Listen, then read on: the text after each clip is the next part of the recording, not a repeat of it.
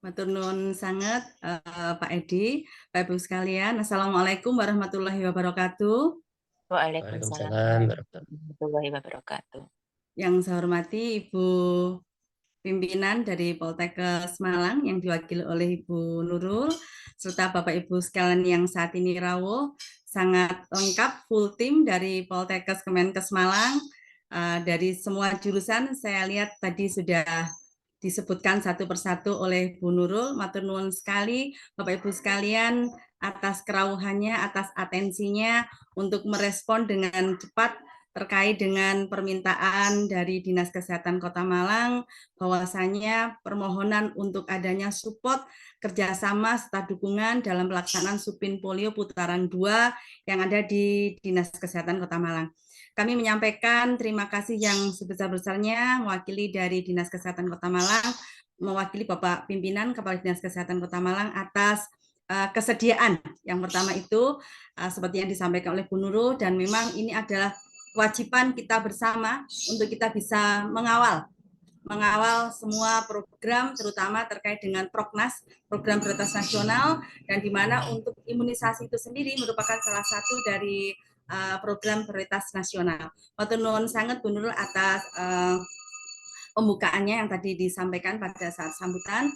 Dan Bapak Ibu sekalian, mohon izin untuk pertama kami mau menyampaikan bahwasanya KLB yang saat ini terjadi itu tadi disampaikan bahwa terjadi di Kota Malang. Sebenarnya ini adalah bukan hanya di Kota Malang, Bapak Ibu sekalian.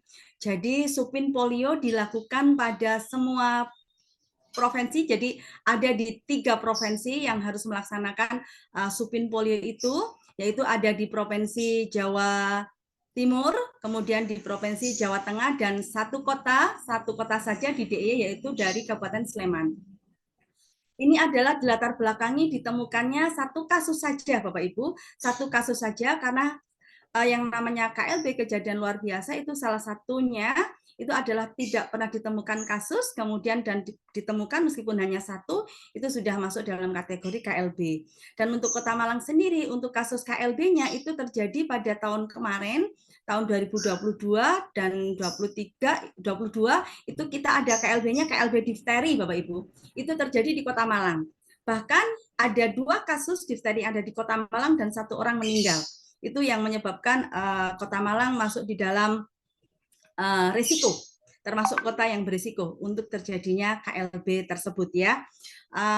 Dan untuk saat ini kita akan berfokus terkait dengan Supin Polio Putaran 2, yang mana ini pernah terjadi, saat ini terjadi, itu adanya kasus yang ditemukan di Yogyakarta ya. Ini kalau kita boleh lihat di dalam slide saya, itu ada kasus anak tersebut ya, kemudian dia KTP-nya itu ada di wilayah Klaten, gitu ya. Kemudian anak tersebut punya riwayat 3 kali datang ke Madura. Jadi ini kasusnya ada terkait dengan wilayahnya Madura, gitu ya. Kemudian kalau kita boleh lihat di situ bahwa juga ditemukan satu kasus terkait dengan FFP itu di Pamekasan, gitu nggih. Itu salah satu juga kabupaten yang ada di Madura.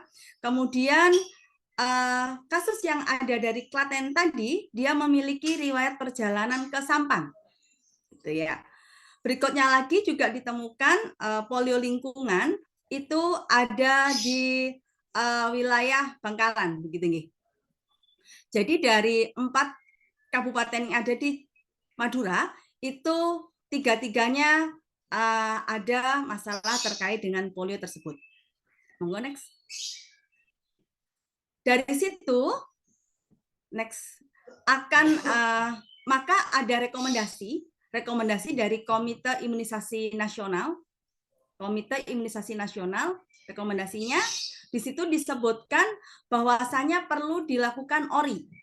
Ya, Kota Malang juga pernah melakukan ori. Ori difteri itu dilaksanakan di satu kecamatan yaitu Kecamatan Kedungkandang, Bapak Ibu. Ada 2 kasus difteri di sana dan 1 orang meninggal terjadi di salah satu kelurahan, yaitu di Kelurahan Kedungkandang, Kecamatan Kedungkandang di sana, dan itu menyebabkan satu kecamatan harus dilakukan ori atau outbreak response immunization yang tidak dilakukan oleh semua kabupaten kota, hanya ada kasus-kasus tertentu saja, itu yang direkomendasikan untuk kita melakukan ori. Dan untuk Kota Malang beberapa saat kemarin, tahun 2022 sampai dengan 23, kita melakukan ori difteri 3 putaran di satu kecamatan Kedungkandang. Kenapa kok sampai terjadi semacam kayak KLB atau KLB ya, itu karena capaian imunisasi itu sendiri yang ada di Kota Malang dan Jawa Timur secara keseluruhan itu masih belum sesuai dengan target. Itu berpotensi untuk terjadinya KLB, kejadian luar biasa. Ya. Dan menjadi sesuatu hal yang sangat wajar saya rasa ketika terjadi masalah KLB polio itu, kalau kita lihat memang capaian dari Pulau Madura, 4 kabupaten kota yang ada di Pulau Madura itu, capaian untuk imunisasinya semuanya di bawah 50% untuk capaian imunisasi rutin. Kalau kita dekatkan lagi ke Kota Malang, bagaimana dengan Kota Malang? Capaian Kota Malang meskipun di atas 50% Bapak Ibu, tetapi belum mencapai target 95% dari total bayi dan balita yang menjadi target imunisasi. Sehingga kita berpotensi untuk mendapatkan atau kita terjangkit yang namanya KLB tersebut. Itu Bapak Ibu ya. Jadi untuk KLB polio saat ini itu tidak di Kota Malang kasusnya, tetapi ada di salah satu kabupaten, yaitu ada di wilayah di Klaten ya, di Klaten. Kemudian yang bersangkutan memiliki riwayat ke Madura. Dengan demikian, dari Komite Imunisasi Nasional itu memberikan rekomendasi bahwa harus ada ori polio. Karena satu saja ada kasus itu sudah menjadi posisi KLB. Kenapa? Karena Indonesia sudah dinyatakan bebas polio ya pada tahun 2016. Sudah tidak ada kasus lagi polio. Kemudian pada tahun 2022 itu ada kasus yang pertama kali di Indonesia itu ada di Aceh. Ya. Berikutnya ada lagi kasus tahun 2023 dan ada di Klaten, kemudian itu terjadinya di tanggal sekitar Desember tanggal 22. Itu kasusnya. Tanggal 22 sehingga kami pada akhir bulan Desember tersebut kami harus melakukan beberapa rapat-rapat koordinasi dan dari situ disebutkan bahwa 3 provinsi yaitu di Jawa Timur, Jawa Tengah dan di DIY harus melakukan ori difteri ya. Putaran 1 untuk semua kabupaten kota yang ada di Jawa Tengah dan Jawa Timur itu harus melakukan semua kabupaten kota, tidak hanya yang ada di Madura yang ada kasusnya saja. Oke. Putaran 1 sudah kita laksanakan pada bulan Januari ya. Sebelumnya kita masih ke slide 1 rekomendasi. Kemudian kita ke putaran 2. Selisih putaran 1 dan putaran 2 itu adalah 1 bulan. Ya. Imunisasi ini diberikan ke semua sasaran kelompok usia anak usia 0 sampai dengan 7 tahun. Oke. Imunisasinya berupa imunisasi polio tetes. Jadi bukan suntik, Bapak Ibu ya. Dengan demikian untuk penolakan dari masyarakat diharapkan cukup rendah dan ini yang menyebabkan menjadi sebuah potensi positif untuk kita bisa optimis untuk bisa berhasil mencapai target yang ditetapkan oleh Kementerian Kesehatan yaitu 95%. Baik. Kemudian dari semua capaian tersebut Bapak Ibu, di putaran 1 target yang ditetapkan 95% tadi, Kota Malang telah berhasil untuk bisa memenuhinya, yaitu kita sudah berhasil di angka 106,8%. Next slide. Ya. Baik. Ya, untuk putaran 1 kita sudah laksanakan pada bulan Januari dengan 2 sesi, yaitu pada sesi reguler dan sesi sweeping. Kemudian di putaran 2 tersebut kita diharapkan pada sasaran yang sama mendapatkan tetes kembali. Sasaran yang sama mendapatkan tetes kembali. Berarti target Kota Malang sebanyak 106,8% tersebut atau sama dengan 101 balita, 101.000 balita itu harus mendapatkan pin polio lagi. Ya, selain adanya bayi baru atau sasaran baru. Nah, dari 106 tersebut Bapak Ibu, rupa-rupanya tidak merata. Belum merata ke semua wilayah di Kota Malang sesuai yang diharapkan dari rekomendasi tersebut. Ya, capaian tinggi dan merata. Tinggi harus di atas 95%, merata artinya semua kategori kelompok usia, 3 kategori ini, yaitu di bawah usia 5 tahun, 5-7 tahun, dan 7 tahun lebih 11 bulan, harus tercapai semuanya di atas 95%. Merata yang kedua adalah seluruh kelurahan yang ada di Kota Malang tercapai 95%. Namun, apa yang terjadi di Kota Malang? Kota Malang rupa-rupanya secara keseluruhan meskipun targetnya itu sudah tinggi secara total, tapi dari segi persebaran kita masih belum. Oke? Jadi usia di bawah 5 tahun kita masih di angka 84,4%, dengan targetnya harusnya 95%. Kemudian usia 5-7 tahun 106,1%, dan 7 tahun di angka 221,9%.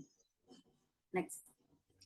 Rupa-rupanya angka tersebut banyak didongkrak untuk anak usia sekolah, ya, usia 5 sampai dengan 7 tahun itu adalah anak usia sekolah, yang mana tempatnya itu lebih mudah untuk dikoordinir, sasarannya tidak mobile, tidak berpindah-pindah. Sedangkan untuk di bawah usia 5 tahun itu sasarannya mobile, dan ini menjadi target kita untuk putaran 2. Target kita untuk yang putaran 2, kita akan lebih memfokuskan konsentrasi kita untuk yang di bawah usia 5 tahun, kita harus berupaya lebih keras lagi. Gitu ya. Itu yang menjadi target kita, sehingga beberapa strategi kita laksanakan untuk modifikasi dari percepatan capaian program yang tinggi dan merata tersebut. Next. Nah, berikutnya Bapak Ibu boleh kita persani semua terkait dengan capaian usia 0 sampai 7 tahun, tandingan sasaran, proyeksi, dan realnya. Oke, kalau kita boleh lihat di sini, Bapak Ibu sekalian, boleh panjenengan persani ada satu wilayah, yaitu wilayah Polowijen. Ya, Polowijen, dan yang satunya adalah di wilayah Kendal Sari.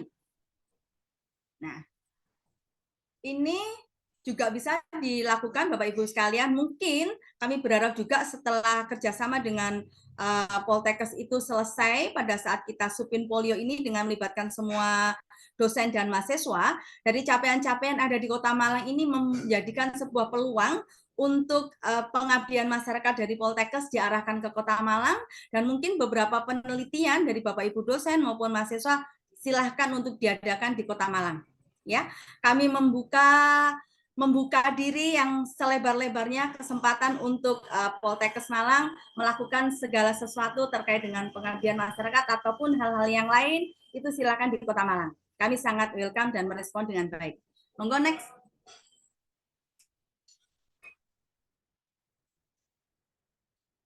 Kita boleh lanjutkan?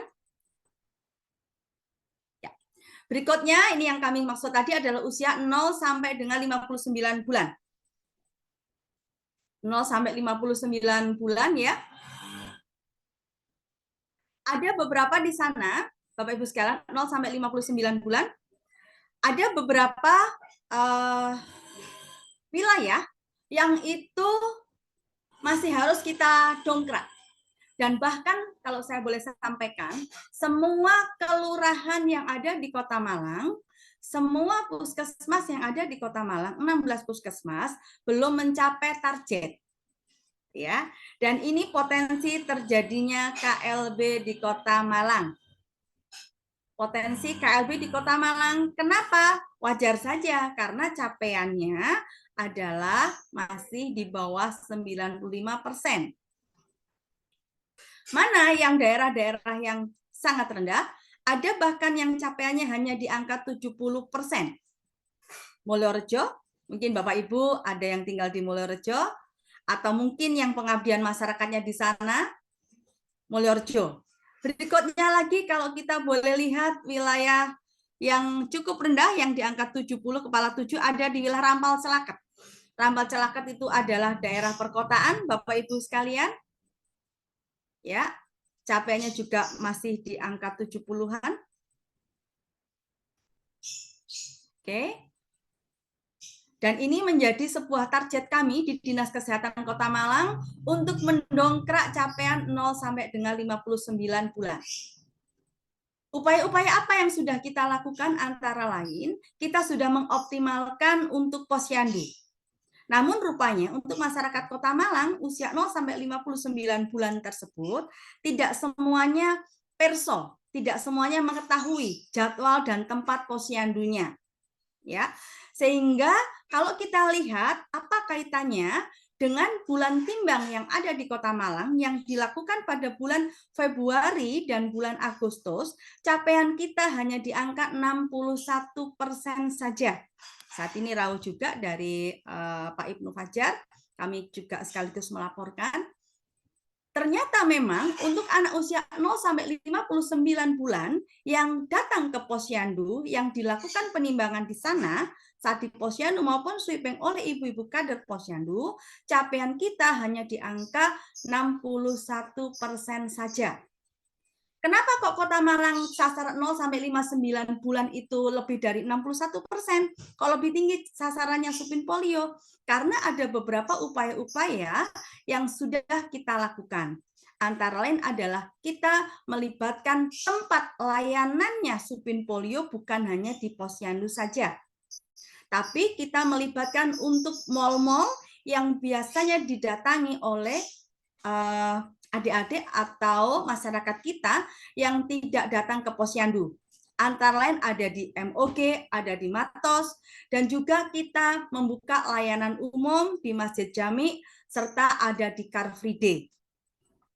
Strategi berikutnya, monggo next. Next aja. Ya. Sebelumnya. Berikutnya Bapak Ibu, ini adalah yang sudah kami lakukan ya.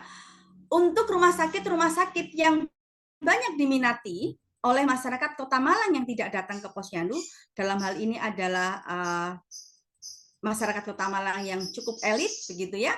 Itu kita bekerja sama dengan Persada Hospital, kemudian untuk Rumah Sakit Melati Children, Rumah Sakit Hermina Tangkuban Perahu. Ini adalah rumah sakit yang capaian persalinannya tinggi dan capaian imunisasinya tinggi. Ya, tidak semua rumah sakit. Berikutnya, dari kegiatan yang sudah kita lakukan tersebut sangat mendongkrak capaian Kota Malang terutama untuk yang usia 0 sampai 59 bulan. Hal tersebut Bapak Ibu yang akan kita lakukan pula pada putaran kedua.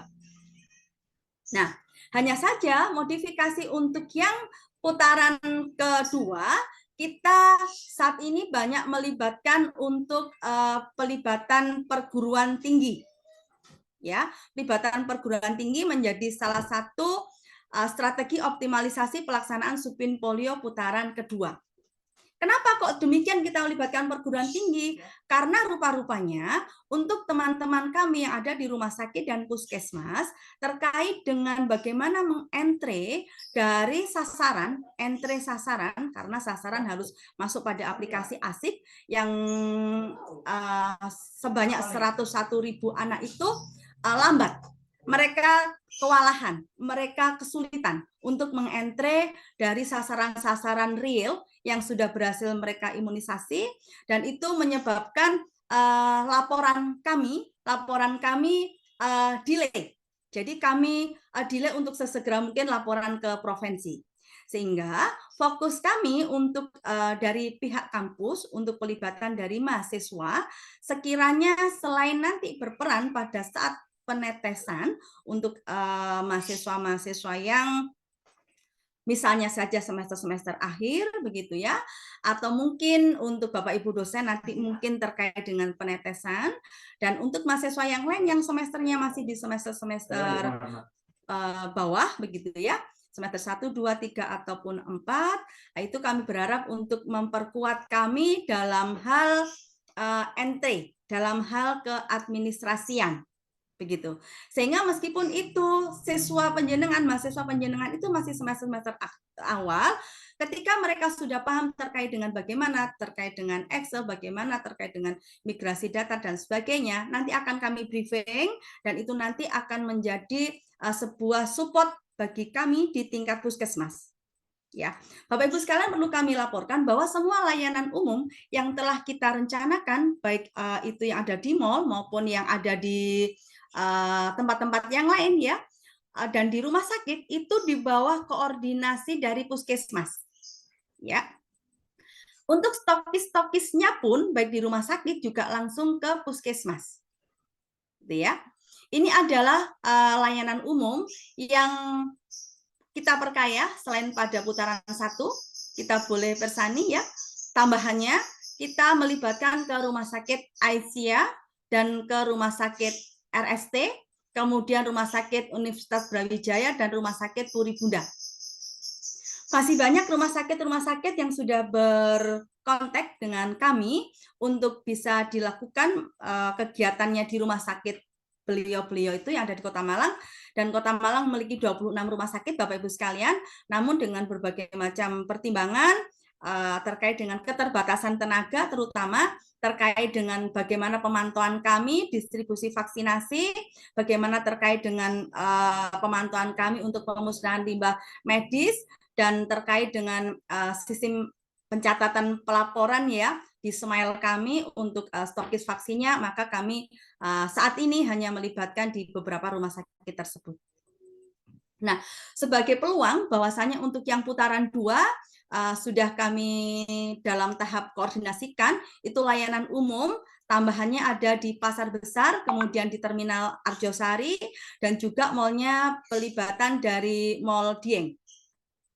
Ini masih dalam tahap koordinasi, dan tambah satu lagi untuk hotel, yaitu di Hotel Mercure. Nah, kenapa tempat-tempat itu kami pilih Bapak Ibu untuk di Hotel Mercure itu untuk menaungi, kita boleh lihat bersama tadi untuk capaian dari wilayah Puskesmas Polowijen yang sangat kurang begitu ya, masih di bawah semua ya, dari semua puskesmas hanya Polowijen yang belum tercapai. Jadi Polowijen kami support di 2 layanan baru, yaitu ada di Arjosari dan juga ada di Mercure. Ya. Sehingga Bapak Ibu, dengan kita bisa bekerja sama ini dengan pelibatan perguruan tinggi, karena memang ada beberapa modifikasi yang kami lakukan di tingkat Kota Malang dibandingkan dengan putaran 1 tadi. Nah, baik, boleh kita bersani di sini. Ini adalah timeline-nya untuk kegiatan Supin Polio putaran ke-1. Kita sudah melakukan koordinasi dengan mitra, jadi semua layanan tadi sudah kami hadirkan ke Dinas Kesehatan Kota Malang, dan semuanya sudah terkoordinasi dengan baik, siap membantu, baik dari segi tenaga maupun dari segi sarana. Rumah sakit, layanan umum maupun layanan publik dan mal. Nah, berikutnya mungkin ada beberapa kendala ya terkait dengan perguruan tinggi. Kemarin harusnya memang Poltekkes ikut dihadirkan bersama dengan mitra yang hari Senin kami hadirkan di sana. Tapi mungkin ada kegiatan di Poltekkes sehingga tidak bisa pada saat kita koordinasi bersama dengan mitra, dan Poltekkes hadir pada hari berikutnya pada saat tahap kita berkoordinasi dengan Puskesmas. Ya, tahap berikutnya yang rawuh mohon izin Pak Edi sudah bersama-sama kami untuk rapat koordinasi di sana bersama dengan Puskesmas, dan alhamdulillah sebelum kita pelaksanaan hari ini kita bisa berkoordinasi secara teknis untuk hal-hal yang mungkin harus diketahui secara bersama, karena panjenengan juga harus menyampaikan hal tersebut kepada mahasiswa dan juga kepada wali mahasiswa. Ya, ada beberapa hal yang harus dikoordinasikan, terutama terkait dengan waktu, begitu kiranya Bapak Ibu ya. Sehingga tidak masalah bagi kami ketika harus melakukan rapat koordinasi kali ini, dan ini menjadi sesuatu hal yang penting. Ya, kami menyampaikan sekali lagi permohonan dari Dinas Kesehatan Kota Malang untuk Poltekkes turut membantu ya pada kegiatan ini, karena memang tempatnya layanan kami tambah begitu, untuk yang waktunya pun juga kami tambah. Kalau pada saat kemarin kita hanya melakukan 2 kali saja selain di layanan terkait dengan jadwal reguler dan sweeping, tapi untuk kali ini kita melakukan di 3. Kita melakukan di tiga tanggal, Bapak Ibu, boleh kita persani bersama di sini ya. Untuk tanggal 25 Februari, kita ada di Matos, jamnya jam 11 sampai dengan jam 7 malam. Kemudian di MOG jam 11 sampai dengan jam 7 malam. Masjid Jami jam 7 sampai dengan jam 10 siang. Kenapa Masjid Jami dilakukan pagi? Ini untuk mengoptimalkan masyarakat Kota Malang yang sedang olahraga di wilayah alun-alun di sana. Kemudian, kenapa kok setelah jam 10 kita cut? Kita lihat efektif efisiennya. Setelah itu di Masjid Jami ada sholat duhur. Jadi kita sudah cut untuk sholat duhur maksimal kita lakukan di Masjid Jami. Dan vial vaksinnya selesai pada pelayanan pagi, yaitu di Masjid Jami dan juga di Museum Brawijaya pada saat kita di Car Free Day yang kita lakukan dari jam 7 sampai dengan jam 12. Awalnya di Brawijaya sampai dengan jam 10 Bapak Ibu. Tapi karena animo masyarakat di Car Free Day sangat banyak, sehingga pihak penyelenggara itu mengizinkan untuk kita buka sampai dengan jam 12 siang. Jadi dari efektif efisiensi dari vial yang kita gunakan adalah satu vial itu untuk 50 sasaran. Kita berharap tidak banyak vial yang terbuka, tetes polo yang terbuang begitu. Jadi selesai kita pelaksanaan pagi hari, maka sisa vaksin akan kita lempar, kita manfaatkan ke Matos maupun di MOG. Ya, karena ketentuannya dari Juknis bahwasanya masing-masing vial itu hanya bisa digunakan untuk 1 hari saja. Kalau sudah hari berikutnya sudah tidak boleh menggunakan vial pada hari sebelumnya. Kalau masih di hari itu, meskipun sampai dengan jam 7 malam, itu masih boleh kita gunakan. Dan dari evaluasi pada 1 putaran 1, Kota Malang termasuk pada salah satu kota terbaik selain Surabaya dalam hal optimalisasi penggunaan vial vaksin pin polio tetes ini.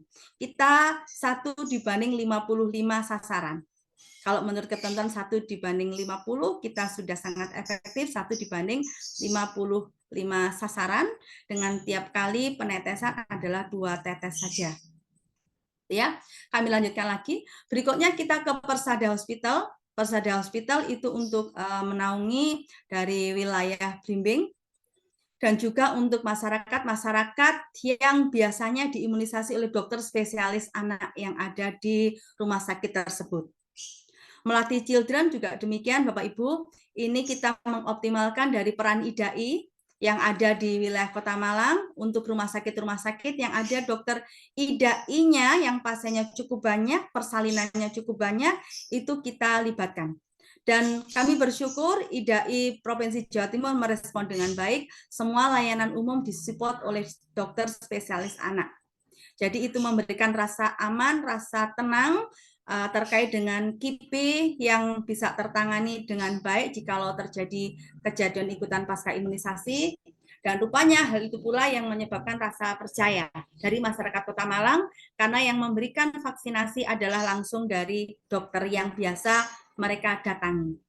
Itu Bapak Ibu untuk yang tanggal 25 Februari. Yang terakhir adalah di Rumah Sakit Hermina. Rumah Sakit Hermina dari jam 8 sampai dengan jam 3 sore, melatih titer jam 8 sampai dengan jam 3 sore. Itu adalah jadwal yang kita minta. Tetapi rupanya dari Melati, Children, dan Hermina itu sudah bisa meyakinkan kepada kami bahwa sampai dengan pukul 11 saja seluruh pasien-pasiennya sudah bisa terkoordinir dengan baik. Jadi untuk yang Melati Children dan Hermina itu maksimal sampai dengan jam 11 siang. Ya, pasien-pasiennya mereka sanggup untuk menghadirkan sampai dengan jam 11 siang, dan ketika lebih dari jam 11 siang, maka pasien-pasien yang datang ke Melati Children dan Hermina akan digeser ke MOG, ya, karena cukup dekat tempatnya di sana. Flyer-flyer ini Bapak Ibu sudah kami koordinasikan dengan Kominfo sehingga memberikan informasi kepada masyarakat Kota Malang untuk bisa mendapatkan kepastian jadwal dan tempat serta mendapatkan layanan terbaik dan didampingi oleh dokter spesialis anak yang di Kota Malang. Nah, berikutnya untuk jadwal percepatan kami yang pertama pada jadwal reguler itu kami lakukan pada tanggal 22 Februari di Rumah Sakit Aisyah dan di Rumah Sakit Supraun. Kembali lagi, efektif dan efisien vaksin menjadi pertimbangan kami kenapa dilaksanakan di sana jam 3 sore. Setelah puskesmas tutup, maka pasien tetap bisa mendapatkan layanan masyarakat Kota Malang di atas jam 3 sore pada saat orang tuanya pulang kerja, itu kami fasilitasi di Aisyah, Rumah Sakit Aisyah, dan di Supraun, sampai dengan jam 7 malam. Ya, pada tanggal 22 Februari. Itu kalau kita boleh lihat itu adalah hari keempat dari jadwal vaksin reguler. Kita mulainya tanggal 19 Bapak Ibu sampai dengan tanggal 25 itu adalah jadwal reguler. 19 Februari sampai dengan 25 Februari adalah jadwal imunisasi PIN reguler. Berikutnya tanggal 26 sampai dengan tanggal 1 itu adalah jadwal sweeping. Ya, sehingga ini yang menyebabkan kami bersurat kepada Poltekkes untuk pelibatan mahasiswa dan dosen. Kami minta mulai tanggal 16 sampai dengan tanggal 1 Maret. Tanggal 16 kenapa? Karena untuk persiapan, koordinasi-koordinasi, dan beberapa briefing-briefing sekiranya kita perlukan, kemarin sudah kita lakukan, briefing kepada mahasiswa, dan akan dilanjutkan pada saat nanti di puskesmas, mereka akan lihat secara langsung bagaimana cara untuk persiapan penyiapan logistiknya, bagaimana untuk RR-nya secara detail, aplikasi ASIK akan dibantu sepenuhnya oleh teman-teman dari puskesmas. Gitu ya. Berikutnya tanggal 27 Februari adalah jadwal percepatan pada saat sweeping, yaitu di Rumah Sakit Brawijaya, Universitas Brawijaya, jam 3 sore sampai dengan jam 7 malam, dan di Rumah Sakit Puri Bunda. Itu untuk menaungi yang ada di wilayah Blimbing. Kembali lagi, wilayah Blimbing menjadi prioritas bagi kami, Bapak Ibu sekalian, karena mulai hari pertama, kalau saya boleh matur, pada saat saya melakukan monitoring setiap harian, monitoring harian capaian dari PIN polio ini, mulai hari pertama itu wilayah Polowijen sudah tidak tercapai targetnya. Wilayah dari Pusat Polowijen itu ada di Kelurahan Polowijen dan di Balai Arjosari. Ya, jadi memang ini menjadi sebuah catatan bagi kami untuk wilayah Polowijen sana ya. Monggo next Mbak. Peran perguruan tinggi. Nah, ini Bapak Ibu terkait dengan pelibatan SDM dalam hal Supin Polio Putaran 2 ya. Penugasan mahasiswa dalam pelaksana Supin Polio baik yang ada di Dinkes dan ada di Puskesmas. Sehingga nanti dari mahasiswa penjenengan akan kami libatkan selain di Dinkes dan ada juga nanti yang kami distribusikan ke Puskesmas. Nama-nama yang sudah penjenengan berikan via surat ke Dinas Kesehatan Kota Malang sebenarnya sudah kami pilih Bapak Ibu. Saya memilihnya bebas saja, saya sampaikan ke Mbak Wira yang di Dinkes yang mana. Wes pokoknya yang nomor 1 sama nomor 2 ambil yang atas-atas saja, saya bilang begitu. Saya menyampaikan kualitasnya kalau dari mahasiswa Poltekkes saya rasa itu sama semuanya. Toh nanti juga akan kita briefing lagi, begitu ya. Di Puskesmas maupun di Dinkes tidak ada kriteria yang berbeda, baik dari jurusan semua jurusan, dari remik, dari keperawatan, dari kebidanan, dari gizi, dari manapun, baik itu dari UM juga tidak ada perbedaan. Semua puskesmas.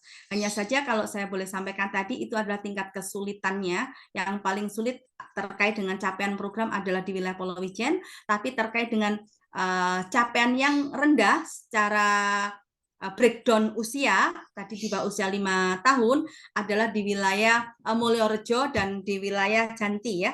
Mulyorejo, Janti, kemudian di Genarsari itu terkait dengan sasaran usia yang belum merata. Gitu ya. Di Janti itu sasaran yang paling banyak Bapak Ibu, Janti sasaran paling banyak, mungkin nanti kami akan distribusikan di sana yang lebih banyak. Janti posyandunya juga paling banyak sekota Malang, mereka punya 76 posyandu. Dan ada sesuatu hal yang sangat unik juga di wilayah kami di Puskesmas. Untuk wilayah Puskesmas Kendalsari itu melaksanakannya hanya selesai pada saat 3 hari saja. Berikutnya mereka langsung melaksanakan sweeping. Ya, hari ke-1 tanggal 19, 20 dan 19, 20, 21 mereka sudah selesai untuk jadwal reguler, berikutnya mereka mengoptimumkan untuk sweeping. Ya. Dan teman-teman adik-adik yang ada di Puskesmas nanti akan menyesuaikan jadwal yang disusun oleh Puskesmas dan kemudian mereka akan dilibatkan dalam hal ini di tempat-tempat layanan umum dan rumah sakit. Ya, menyesuaikan dengan jadwalnya. Ya, kalau mereka harus ke rumah sakit pada waktu malam tadi, misalnya saja seperti RST dari jam 3 sore, tentu saja mereka tidak berada di Puskesmas dari jam 8. Akan disesuaikan jadwalnya jam berapa mereka akan datang ke wilayah tersebut. Gitu ya. Nah, ini adalah yang kami rencanakan Bapak Ibu, di Dinkes 4 orang, kemudian di Puskesmas 5 sampai dengan 6 orang saja. Ketika kita melihat angka 5 sampai dengan 6 orang ini per puskesmas, kali 16 puskesmas, katakanlah 5 orang kali 16 puskesmas, itu kami memerlukan sekitar di angka 80-an ya Bapak Ibu ya. 5 kali 16 ya, di angka 80, dan itu kami berharap untuk bisa disupport dari 2 perguruan tinggi kesehatan. Kenapa kok kami tidak melibatkan di kampus-kampus yang lain yang memiliki perguruan kesehatan yang lain? Sama Tor kepada teman-teman dan sudah kami bahas bahwasanya untuk mengkoordinir banyak lembaga itu memerlukan effort yang cukup banyak juga. Kalau kita sudah melibatkan di Poltekkes, yang mana Poltekkes juga banyak mahasiswa di sana, jurusannya juga banyak, sedangkan kualifikasinya kita tidak terlalu memerlukan kualifikasi khusus, maka kita pilih Poltekkes dan di kampus UM, Universitas Negeri Malang, yang mana mereka memiliki SKM di sana. Ya. SKM, kemudian untuk yang Poltekkes, kami latar belakangnya adalah jurusan di Poltekkes cukup banyak, Poltekkes sudah lama bekerja sama dengan Dinas Kesehatan Kota Malang, banyak mahasiswanya yang ditempatkan untuk praktek di wilayah Puskesmas Kota Malang, dan tentu saja untuk chemistry saya dengan Poltekkes sangat baik begitu ya, dengan Bu Nurul, dengan Pak Ibnu Fajar, dengan semua di sana, Bu Dini, itu juga dosen-dosen kami, sehingga memang chemistry kami dengan Poltekkes lebih lah dibandingkan dengan perguruan tinggi kesehatan Kota Malang. Matur nuwun Bapak Ibu dosen. Kami lanjutkan. Berikutnya untuk masa tugas mahasiswa, itu kita awali dari tanggal 16 sampai dengan 1 Maret, mulai dari persiapan. Penempatannya itu disesuaikan dengan tadi ya jadwal, dan Bapak Ibu untuk jumlahnya Pospin Polio di Malang itu ada sekitar 1.600-an selain di layanan umum 1.580 sekian. Kan kita harus kerjakan 1.500 anggaplah begitu ya dalam waktu 1 minggu. Mulai tanggal 19 sampai dengan tanggal 24. Ya.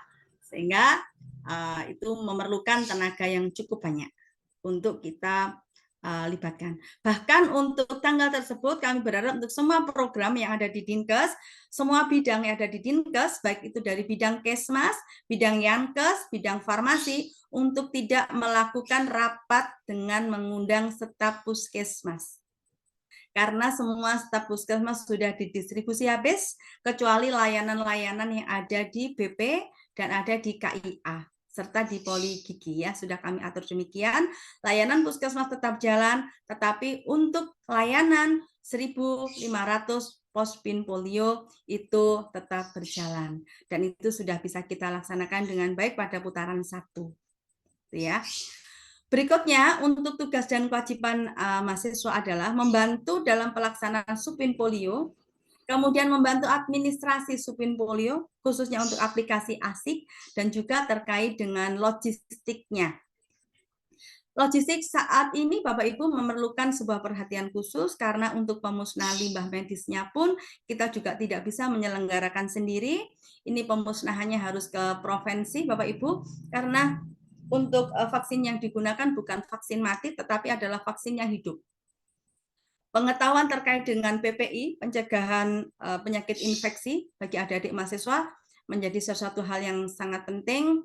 Nanti bagaimana untuk tata kelola limbah, bagaimana terkait dengan penyimpanan vaksinnya, itu nanti akan di briefing lebih tajam lagi di puskesmas. Ya. Berikutnya juga membantu dalam hal penyebaran informasi terkait dengan supin polio. Mohon izin Bu Farida, kemarin juga telepon ke kami. Apa Bu perannya untuk adik-adik Promkes membantu dalam hal penyebaran informasi terkait supin polio? Kenapa? Karena kami juga melibatkan untuk Dewan Masjid Indonesia yang memiliki sebanyak 1.000 masjid di Kota Malang untuk menginformasikan terkait dengan pelaksanaan supin polio, jadwal-jadwalnya itu melalui lembaga-lembaga masjid yang ada di Kota Malang. Berikutnya juga kami minta untuk adanya ambulan keliling yang ke wilayah-wilayah menginformasikan jadwal supin polio, dan kami mewajibkan adanya flyer-flyer di masing-masing kelurahan, di masing-masing puskesmas, Instagram maupun media sosial cetak maupun elektronik, dan potensi-potensi yang dimiliki semuanya untuk kita bisa maksimalkan di tingkat puskesmas.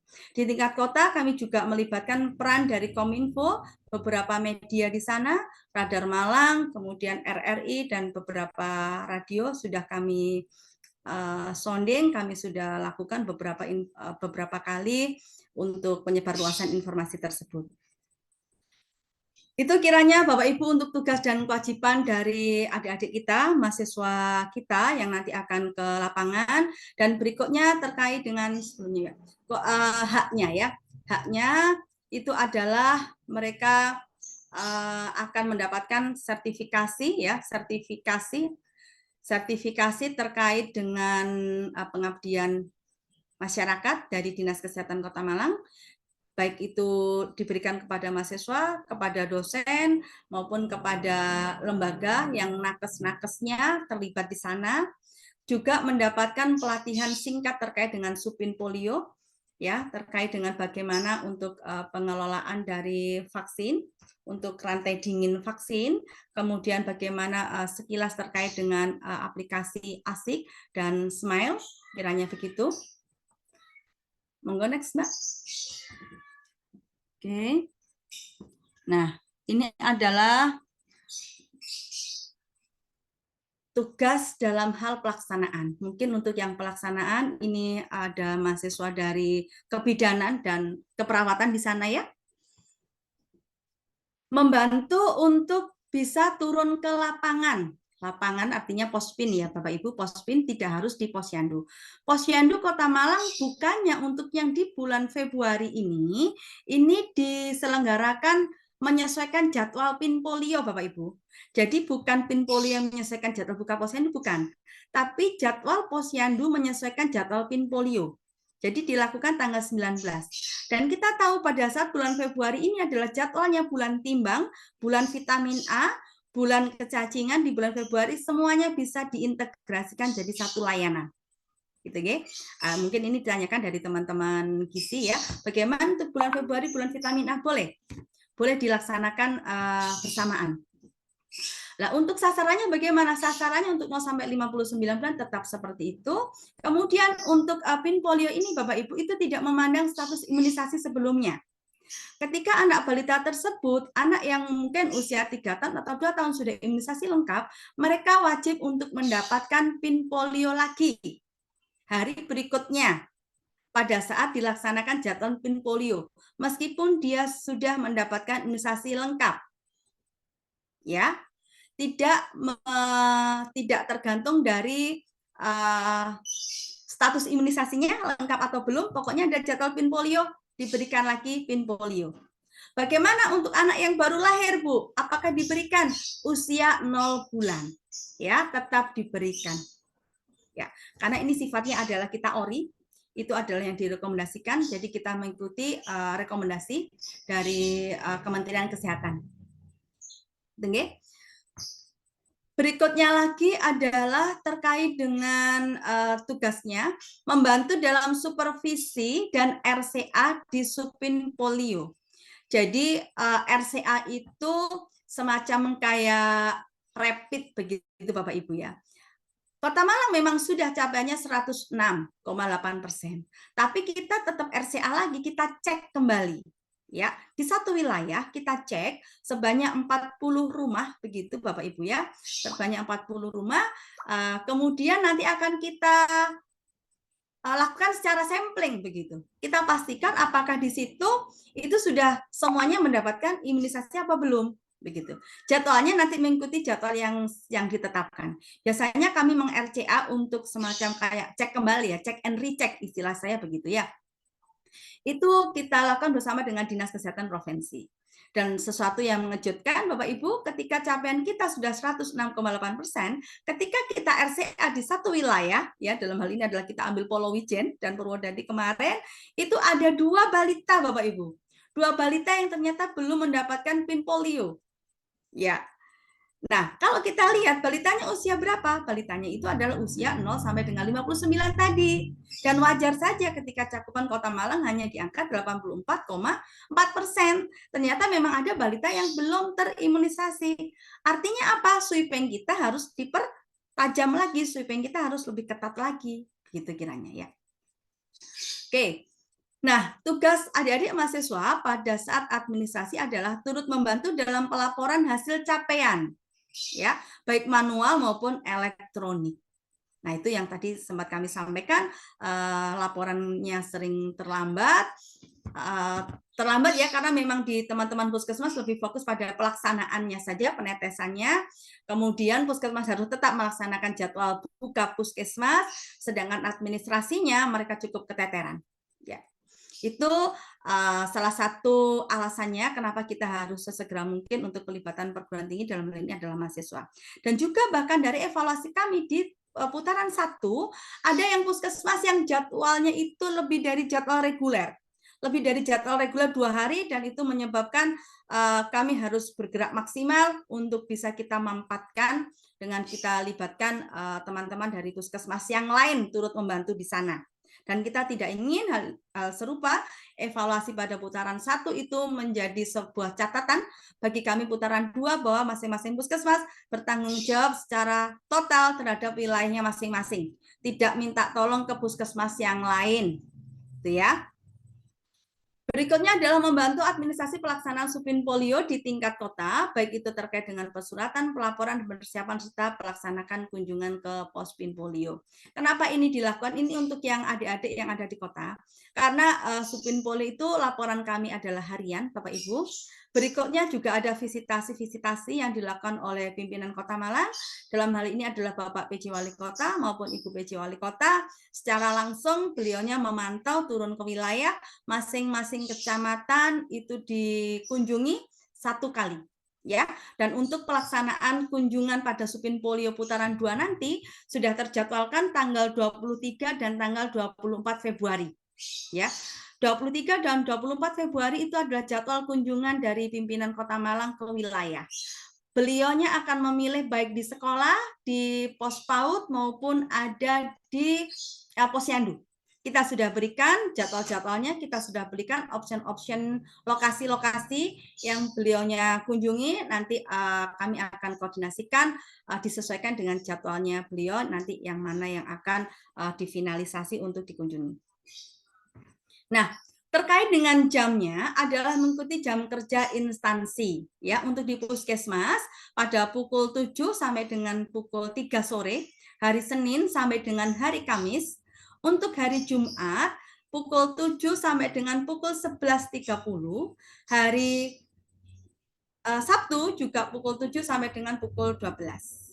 Untuk di Dinkes hari Senin sampai dengan Jumat pukul 8 sampai dengan pukul 16. Nah, pada saat nanti ada buka di tempat-tempat umum, itu nanti jadwalnya akan dikoordinasikan.